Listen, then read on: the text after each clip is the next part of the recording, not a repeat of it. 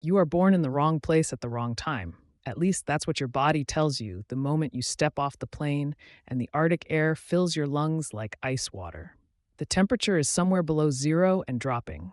The sky is the color of old bone. Around you, in every direction, there is nothing but snow, frozen lake, and a tree line so far away it looks painted on. You have 7 days out here.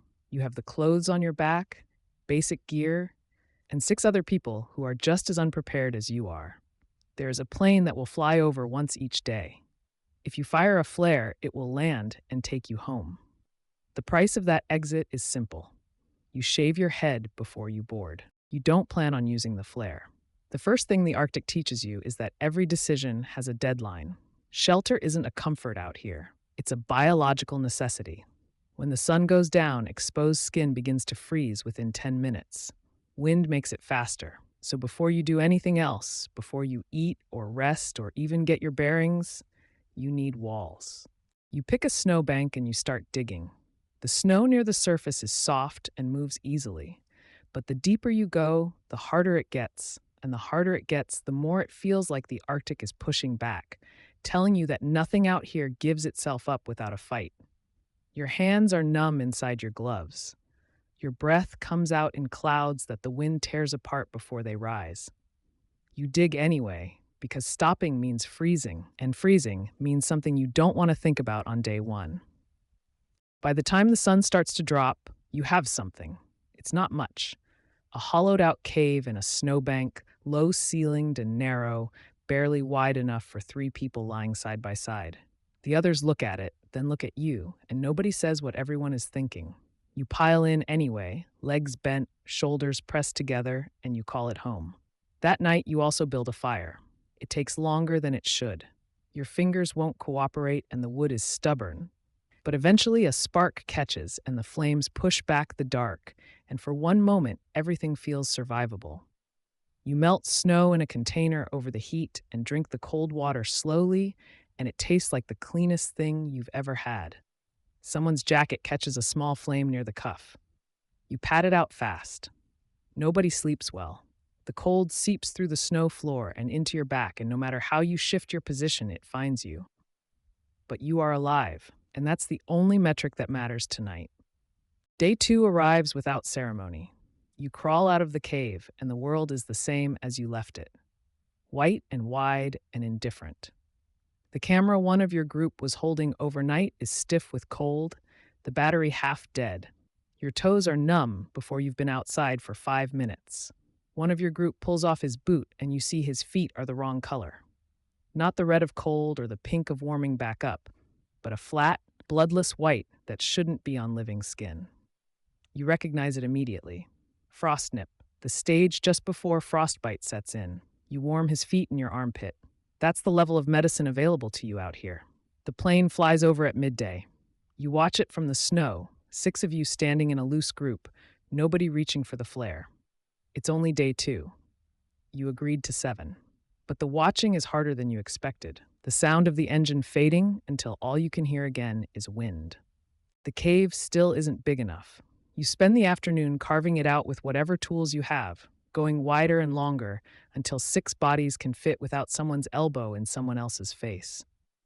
It's slow work. The snow resists, your arms burn.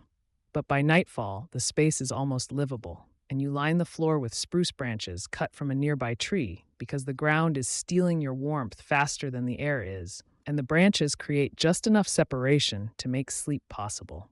Almost possible. Day 3 brings a blizzard. You wake to find that the camp outside the cave has been buried. Your cooking area is gone, covered under 2.5 feet of fresh snow. Your firewood is soaked through. The wood won't catch. The fire that kept you alive the last 2 nights refuses to start, and without fire, you have no warmth, no water, no way to cook anything, if you somehow find food. Then someone finds a dead tree with a dry core still intact and pulls handfuls of featherlight inner wood out of it, like stuffing from a toy.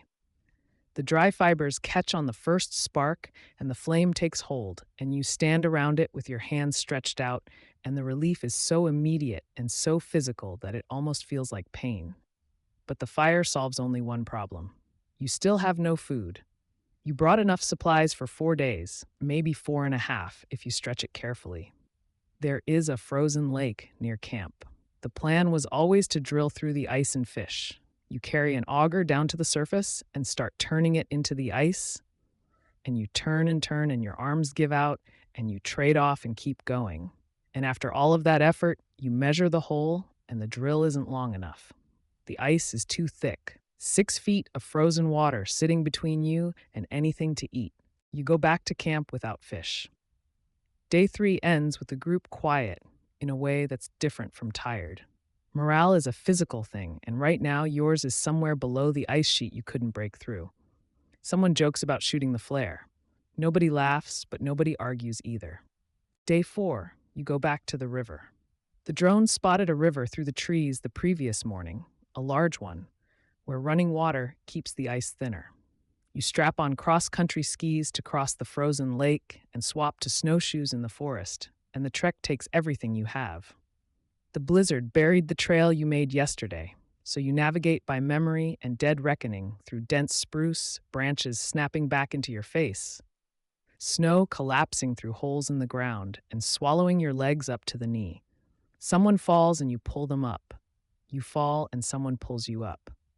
You find the river. The ice here is 8 inches thick instead of 6 feet. It takes work, real work, arms shaking and breath ragged. But the auger finally breaks through and cold water rises up to meet the air, and for the first time in 4 days, something has gone right. You bait the hook and drop it into the dark water and wait. Ice fishing in the Arctic teaches you something about patience that nothing else can. The cold doesn't care how hungry you are. The fish don't know you need them. You sit over a hole in the ice while the temperature continues to drop and your fingers go stiff inside your gloves and the line hangs still in the water, and you wait. You talk to keep warm. You shift your weight from foot to foot. You check the line every few minutes, even though you'd feel it move. One of your group breaks the silence to say he's starting to lose faith, that if the fish don't bite, you might have to call the whole challenge. And then, right in the middle of that sentence, the line goes tight. You pull. The fish comes up sideways through the hole, and for one terrible second, it catches on the lip of the ice, and then it's in your hands, flopping and silver. Real and impossible. You hold it up, and the group erupts around you. Voices bouncing off the river ice and disappearing into the trees. You don't have words for what you feel. You've been cold and hungry and sleep-deprived for 4 days, and this fish in your hands feels like a verdict. Like the Arctic looked at you and decided, fine, you can stay. You catch a second one. That night, you cook both fish over the fire and eat them with your hands, and they taste like the best meal you have ever had in your life. Not because of what they are, but because of what it took to get them. You earned this food with your body, with 4 days of cold and failure and getting back up, and that changes the flavor of it entirely. Day 5, you are down to your last protein, and the blizzard has returned. The plane can't fly in weather like this, which means no rescue even if you wanted it. You are completely alone out here, 6 people and a snow cave and a fire. You keep feeding like it's the most important thing in the world. Because it is. Day 6, something shifts. The storm breaks. The sun comes out for the first time since day 1, and it lands on the snow and turns everything bright and sharp and almost beautiful. You stand outside the cave with your face tilted up toward it, and the warmth on your skin is so specific and so welcome that you just stop moving for a moment and let yourself feel it. 6 days of darkness and difficulty, and then the sun, and the world looks different. There is also a toboggan, which someone had stored on the plane as a surprise, and you spend part of the afternoon doing exactly what it looks like. Flying down the snow on a piece of plastic at speeds that feel dangerous and laughing in a way you haven't laughed since you arrived. The Arctic didn't change. The temperature is still brutal, and the terrain is still indifferent, and your body is still running low on food and sleep. But somewhere in the last 6 days, you changed, and the difficulty stopped feeling like punishment and started feeling like the whole point. You know something now that you didn't know 7 days ago. You know what your body can do when it has no other choice. You know what it feels like to be genuinely cold. Not uncomfortable cold, but but threatening cold. The kind that takes things from you permanently if you let it. You know how a fire feels when you built it yourself from wet wood in a blizzard, and how fish tastes when you drilled through 6 feet of ice to get it, and how sleep feels when you lined the floor with spruce branches, because that was the only insulation available.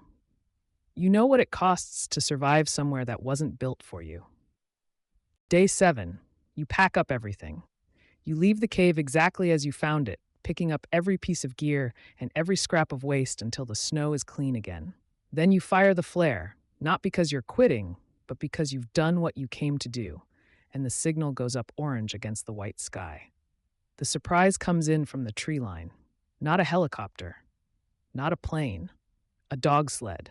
12 Arctic dogs running in formation across the frozen lake, their breath rising in clouds, the sound of them arriving like something out of a story you read as a kid. You climb onto the sled, and the dogs pull, and the camp falls away behind you, and the Arctic opens up ahead of you. And for a few minutes, you move through it, not as something trying to survive it, but as something that belongs in it. 7 days. 1 snow cave, 2 fish, 3 blizzards, and more fire starting attempts than you can count. Frost nip, wet boots, soaked clothes, 4 days without a real meal, and a drill that barely reached the water. You came into the Arctic as a visitor, and the Arctic made it very clear very quickly that it didn't owe you anything. No warmth, no food, no mercy. Everything you needed out here, you had to build or catch or dig out of frozen ground with your hands. That's what survival actually is. Not a skill set, not a checklist.